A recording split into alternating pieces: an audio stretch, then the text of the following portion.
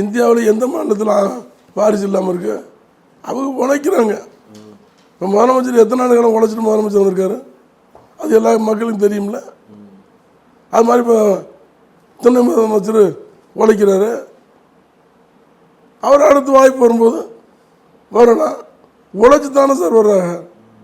தேர்தல் நின்று மக்களை சந்தித்து மக்கள் வெற்றி வர வச்சு எங்கள் தலைவர் கூட எங்கள் துறை வைக்க வரும்போது கூட சொன்னாங்க, இந்த ஏக்கத்தை கொண்டு போகணும். எங்களை மாதிரி ஆள் அரசியல் இருந்துட்டோம், அப்போ அதுக்கு ஏதாவது நம்ம செஞ்சாகணும். அப்போ அவரை வலுக்கட்டாயமாக பிடிச்சி கூப்பிட்டு வந்து, அவருக்கு அரசியல் விருப்பம் இல்லை. உண்மையிலே வந்து அவர் அரசியல் மேடைக்கு வர மாட்டார்.